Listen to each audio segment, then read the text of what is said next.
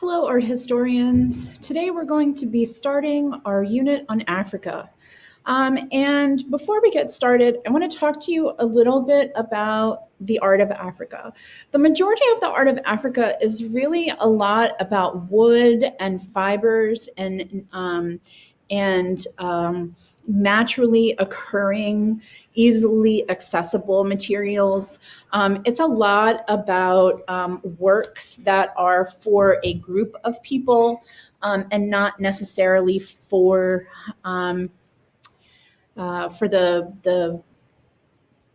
recognition of the artist. They're also frequently not, a lot of times there's not a specific title or a specific artist. Much of the art of Africa is meant to be performative. It is meant to be used in performances or ceremonies, much like art of indigenous America. And I'm going to break Africa down into, it seems like the best way to do this is to break this down into 5 videos. And that's because I'm basically going to break them down by area. So I'm going to go to this next video and we're going to look at Africa. And the majority of the art of Africa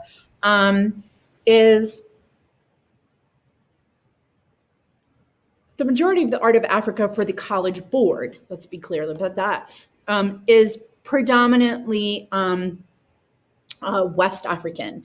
And so what I'm going to do is video 1 is going to be the art of these 4 areas: Mali, Liberia, Cote d'Ivoire, and Ghana. This sort of area right here, just this little chunk right here on the edge of Africa here. Then we're going to do a video that is Nigerian art. Then we'll do a video that is the art of Cameroon. We'll do a video that is the art of the Congo, and finally Zimbabwe. So we'll do these first 4 as a single video, and then 1, 2, 3, and 4 more videos that are specific to those areas. I'm just gathering together these first 4 because geographically they're very close to each other, and I think it's the easiest way to organize it. So let's get started. And these numbers here are the College Board numbers. I do not teach them in the order that they are present or presented in the College Board curriculum because they jump all over the place, and I think it's a little easier to do when you study them geographically. That's my personal opinion. Okay, so first we're going to start with the art of Mali, and so this is that big chunk right over here, and what we're looking at is the Great Mosque of Djenne, and that's how you say that. That D is mostly silent, so it's Djenne. And so this mosque was originally built in 1200. It's been rebuilt several times.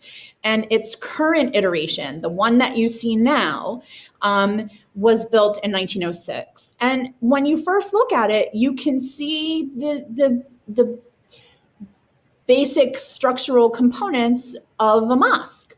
You can see the courtyard, you can see your minarets, you can see something going on which are clearly identifiable from the outside as something going on inside. These are the pieces of mosques that we're used to seeing. So this is adobe, which is, mud brick that's been dried. And the bricks are made of a combination of mud and sand and rice husks and water. And then they are put to dry, and then they're used to create a building. So what's cool about the mosque here at Djenne is it is considered to be it has a lot of cool things written about it. It is considered to be, it's called one of the wonders of Africa as far as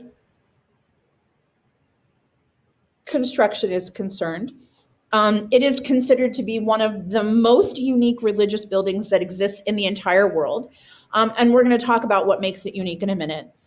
And it is also considered to be the greatest achievement of what is called Sudano-Sahelian architecture, which is basically the area that is the grassland of West Africa. It is considered the greatest architectural achievement in that area of Western Africa.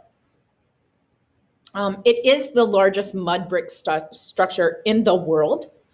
And so when we talk about it, it's a big deal.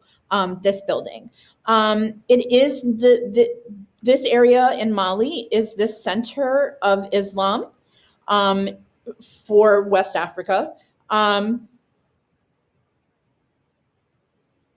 that being the case, the mosque at Djenne is the center of learning about Islam, and also becomes an important center of commerce for things that are specific to the Muslim faith, clothing, food, halal things like that.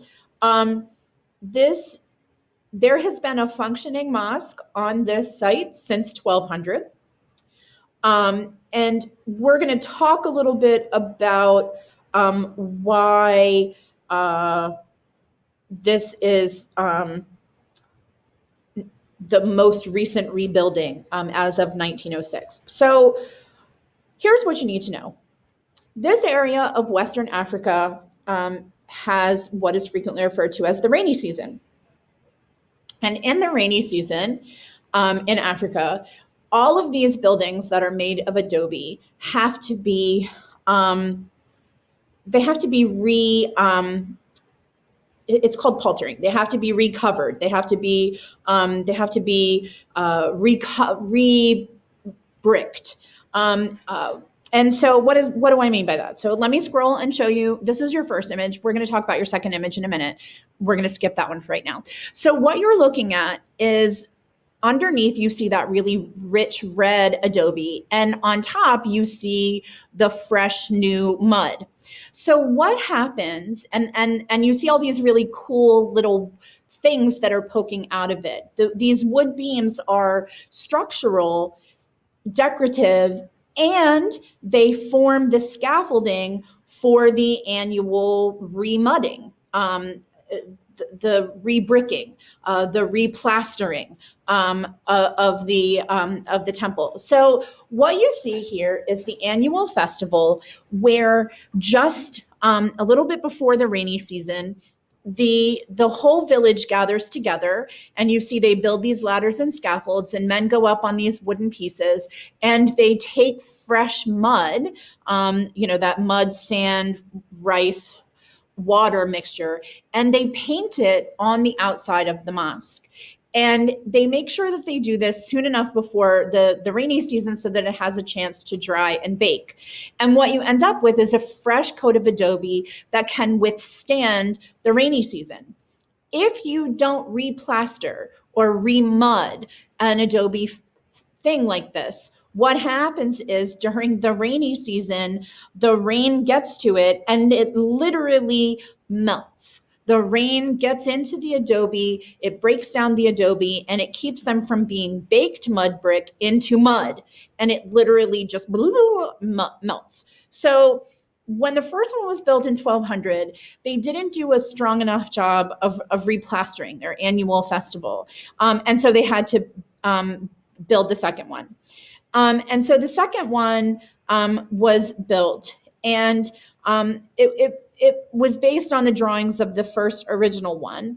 And it just wasn't big enough because after they built the second one, they came to the realization that this area of Africa, the numbers of Muslims was increasing, and there wasn't really a place for them to gather, to learn, and so the third one that we see here that was built in 1906-07 is the largest of the three that has been built, but it's based on the general concept of the layout of the original. So the original had a courtyard, and then the mosque here, and with with these wooden things out on the outside. So that is what we see now, is just basically a much larger version of what you see there.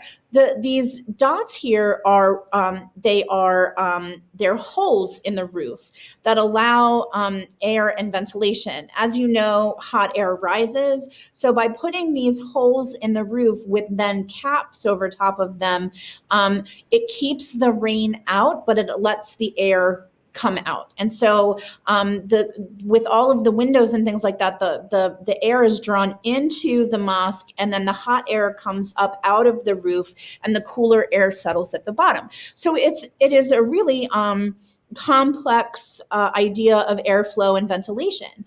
And it's a beautiful structure in that Adobe does a really great job of holding its temperature. So when it's, when you want it to be cool, it does hold some of the coolness in that. But when it's hot, and you can sort of pull that coolness out of the Adobe. But when it's cold out, it holds that warmth from the sun for longer. Adobe is a natural what's that word that I'm looking for? Insulator.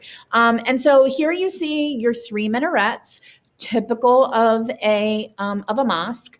I'm going to come forward, and I'm sorry. So, and then we see these pieces that are for the scaffolding. We see all these beautiful air holes here. Okay, and then what I want you to do is I want you to look at the idea that many of our pieces from Africa have what is called an additional work that goes with it that is called a contextual photo, to see the context of it. So it's not that they need you to not just see the mosque, but they also want you to see the context of the mosque.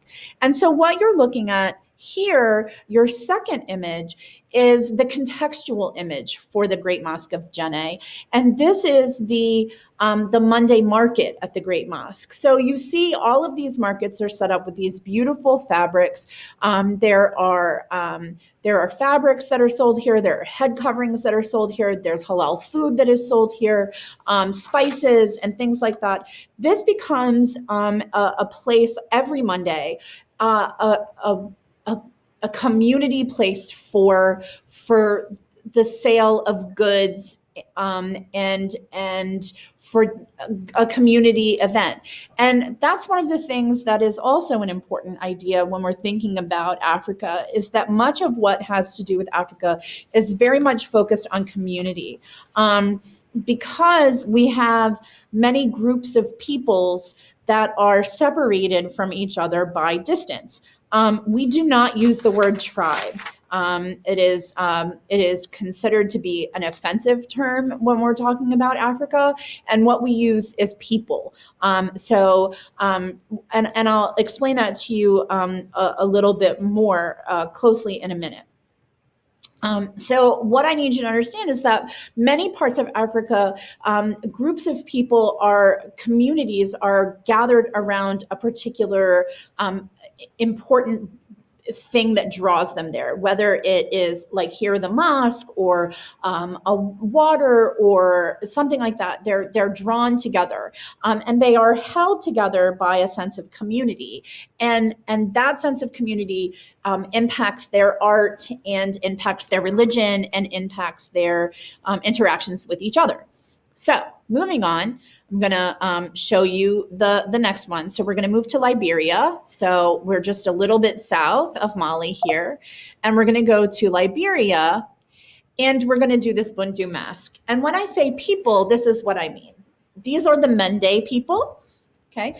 And when we're looking at the Mende people, these are people that are that live in, excuse me, I have the hiccups, the West African forest of Sierra Leone and Liberia. You're also going to notice that, with the exception of architectural things, most of the pieces that we have from Africa are from the 18th or 19th century. They're not terribly old. I'm sorry, the 19th or 20th century, they're not terribly old because the materials that they're made out of do not withstand the climate for long periods of time. So what you're looking at is something that is called a Bundu mask.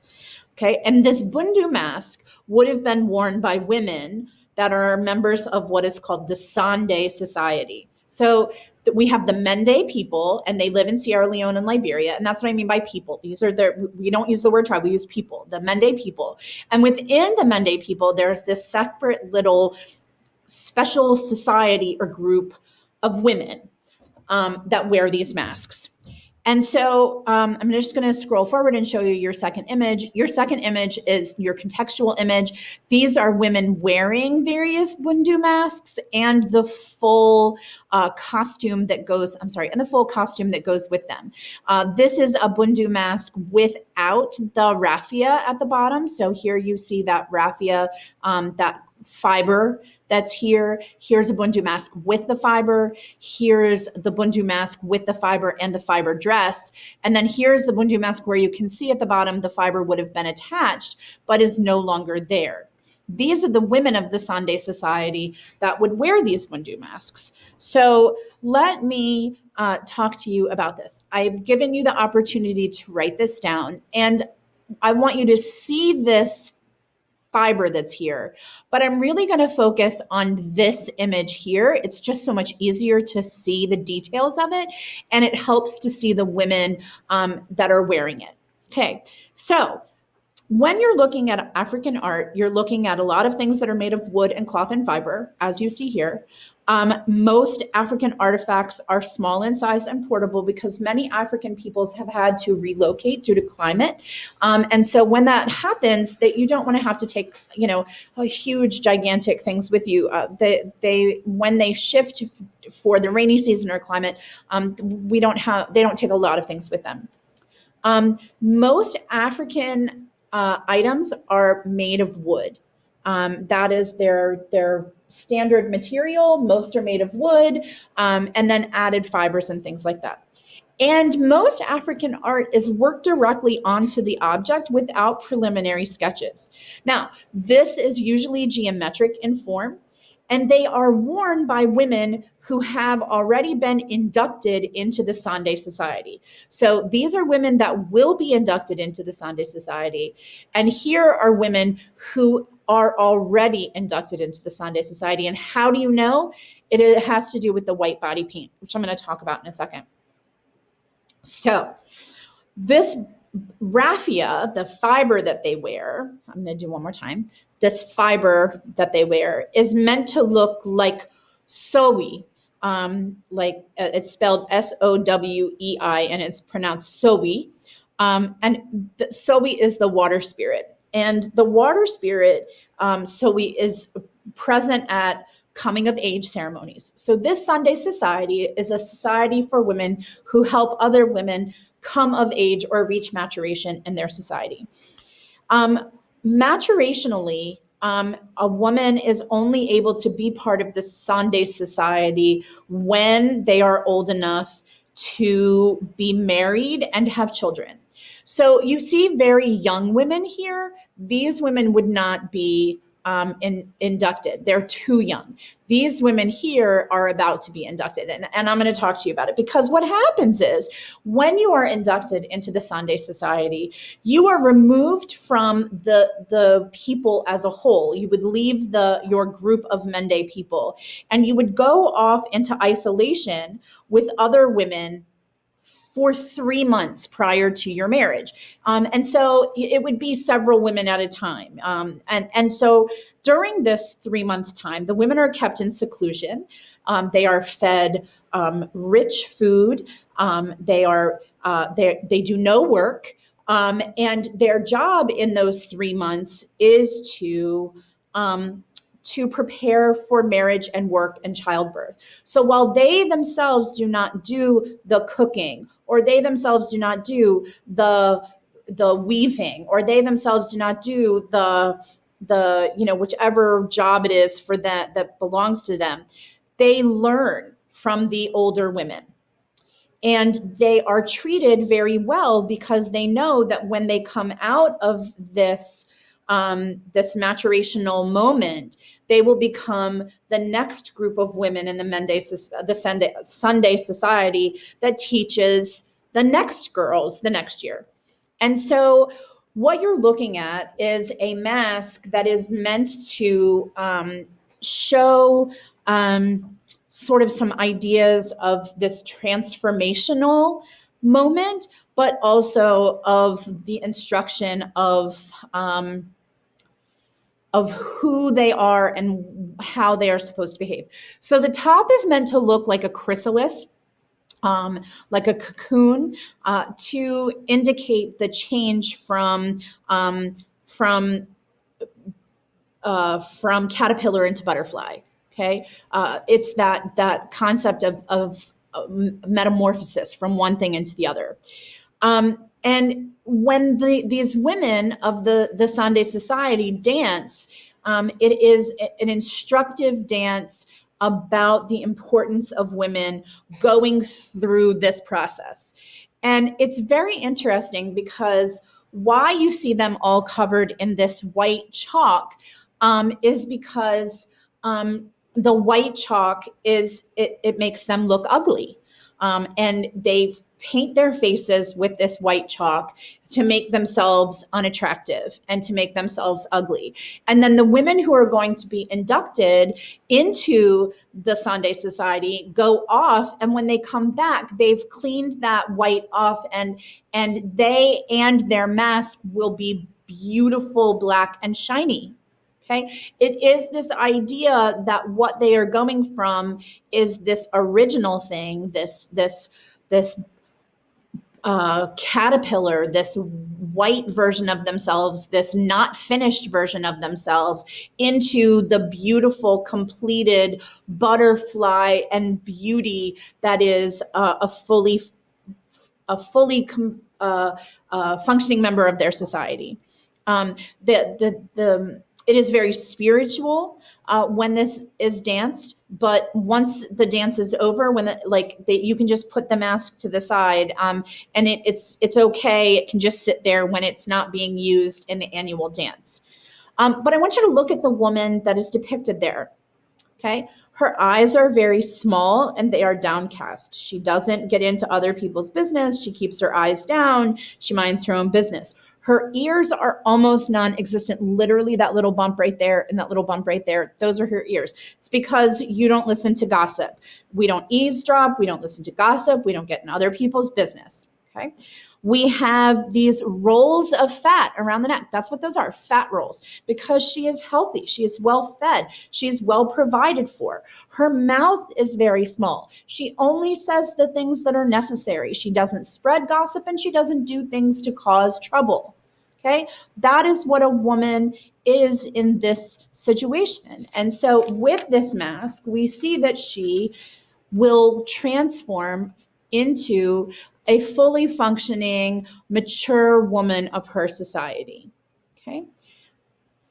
Now we're going to go to the Côte d'Ivoire and we're going to do this mask. Okay. This is a portrait mask, also called the Mblo. And these are the ballet people. And the ballet people are from Côte d'Ivoire. And again, early 20th century, because these pieces don't last very long. The ballet people were part of the Ashanti people, but they broke away and formed their own group. So if you know, if you've heard of the Ashanti people, now you know they're similar. So the masks are for big public festivals. And the Mblo is part of a performance and dances, and they become difficult and more difficult, and they become these like hugely important, beautiful, difficult dances, because what their job is to honor the most important members of their society. The Mblo masks are always of women. And I'm going to show you your contextual image. This is a Mblo mask. This is that same Mblo mask This is the woman on which it was based, and this is her grandson who commissioned this Mblo mask. So hopefully you've written this down, and I'm going to switch to this one because I want to talk to you about her and her Mblo mask. And I'm hoping that you noticed that it is not meant to look like her. It is highly stylized. And here's how this works. It is meant to be a tribute to the most important members of the society. They are one of the oldest forms of art in all of the Balé people. This is a secular, which means not religious, celebration. And it celebrates women for their character and their wisdom, and typically are older women. Why? Because older women are smarter women. They've lived longer, they know more stuff. And they're made for people who are considered to be important. And it is made for someone who's living. You are present when this is made. And so the mask is commissioned by a family member and a group of people that agree that the person deserves the Mblo. And then a dancer puts on the clothes of the honored person and puts the mask on and dances with the mask on and with the person who's being honored. So the people in the people in the civilization, in the society that would have danced, one of them would wear this mask and get clothes of hers, and then she would come out and dance with the person who had her mask on, and then at the end the mask is given to her. It doesn't have power. It's not spiritual. But it is very important because it honors their life and their the things that they have given to their society. They always have a big, broad forehead, always, because bigger forehead means more intelligent. Their eyes are always semicircles that look like they're downcast. It's meant to show respect. Okay, the faces are typically sort of heart-shaped. That's a typical. It's not based on our Western interpretation of heart, but it is. It usually has this sort of these two arches and comes down to a point. Okay, the mouth is always small, and when you're looking at it, it is symbolic of her wisdom, and the hair is decorative. That is not meant to be anything. It's just hair, and they're meant to be beautiful. Okay, and it's just a beautiful way to honor someone who has been important in their society. Okay, the last one we're going to do for today is Ghana. Okay, and this is called. It's pronounced Sika Dwa Kofi, and it is the golden stool. These are the Ashanti people, so from Ghana. Now, look at how old this is. This is from 1700, and not like 1700 to 1705. It's specifically 1700 because it is attached to a particular important event. So what you're looking at, the Shika Dwa Kofi, is this gold thing right here. And you can see it's sort of U-shaped, and it has like a base, and then it has a foot it sits on. This stuff is tied to it, the bells and the charms and things like that. But this is just like a stool that you can sit on. It's like a little U-shaped stool. Okay, so it's gold over wood, and then you have some gold attachments and some bells. And so your curved seat here is, we're looking at 24 inches from side to side. We're looking at 18 inches from the foot to the top, and we're looking at 12 inches from this edge to this edge, okay? In 1700, Sei Tutu, S-E-I, Sei Tutu, T-U-T-U, unified the Ashanti people into one singular people from a bunch of smaller societies that did not have a unifying whole. And so Sei Tutu brings them together. And when he brings them together as the Ashantis, as he is walking out into the grassland, this golden stool falls from the sky and lands in his lap. And it is considered a miracle from heaven. And this golden stool, this Shika Dwa Kofi, is known as the soul of the nation. This area of Ghana is particularly wealthy in as far as like its ability to mine gold, um, and is often called the Gold Coast, where this is located. Gold Coast was actually a territory of the British for a while, and it is where Ghana is. So, and it's called the Gold Coast because they had gold. So here's the thing about this. This stool, you'll notice, is on its side. And that's because nobody sits in the stool. The stool is for God. And so no one sits in the stool. And it's on its side because it is waiting for God to sit in it. And this is actually a thing that happens frequently in the Ashanti people. Stools are given as gifts. They are symbolic of the person.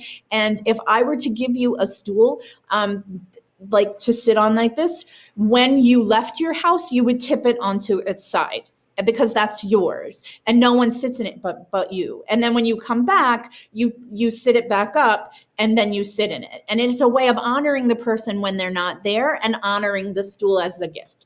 So the stool is more important than any singular person or king. The king is the keeper of the stool. So the king of the Ashanti people is the keeper of the stool. The stool has its own chair. You can see it sitting in its own chair. The stool this golden stool, Shika Dwa Kofi, never sits on the ground. Okay. The bells hang from it because it is believed that if danger comes, the bells will ring. And that is because of a terrible thing that happened. In 1874, the British came and they destroyed the Ashanti capital. They looted a bunch of historical pieces. They stole a bunch of their historical artifacts and their like things that they had cast in gold. But the king and some of his people hid the Shika Dwa Kofi. So many of the items that were stolen are actually in the British Museum in London right now, in cases that are marked Ghana, the Ashanti people, and it's evidence of their theft in 1874. Now, they sort of come to a little bit of an agreement here. The stool comes back out. The king, they feel like they've come to a little bit of an agreement with the British. The stool comes back out. The British are in control of this area, the Gold Coast. But then this terrible thing happens in 1900. In 1900, the British ambassador to Ghana goes to see the king of the Ashanti people and literally demands to sit on the Shika Dwa Kofi. And the king of the Ashanti people was like, no. And a war was about to break out. Like the Ashanti warriors were gathering their weapons. Like the ambassador, like talked to the governor. And in order to keep control over the Ashanti people, and in order to keep,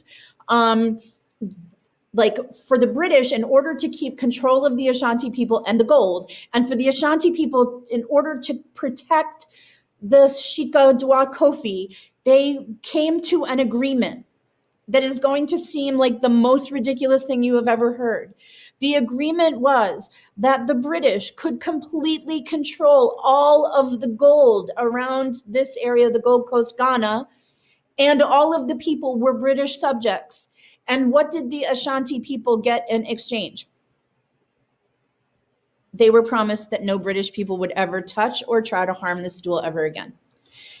That is the importance of this object to the Ashanti people. They were willing to sign over their land and their gold in order to protect the most holy thing that they own. And so your contextual image here is the king of the Ashanti people. Notice how important he is. His feet are not on the ground. He doesn't touch the ground either because, he's important. But here he is in all of his finery with all of his gold, and here are his attendants with all of their gold. And he is, meeting with people, and this is people are being able to come and talk to the king. And here is the Shikadwa Kofi sitting in its chair. Okay, so what are we looking at? Sacred object, relic. It's a religious relic. It was given to the Ashanti people by God. And so because they believe that it was given to them by God, they must protect it, and it is more important than any material object or any one person, which was why they were willing to trade the entirety of their possessions for the British promising that they would never ask to or attempt to take, ask to sit in or attempt to take the Shikadwa Kofi ever again. Okay. So that is our first section of Africa. We did Mali, Liberia, Cote d'Ivoire, and Ghana. So we've done these 4. And next time I will see you and we will discuss Nigeria. I hope that you learned something interesting about Africa, and I will see you next time. Bye, guys.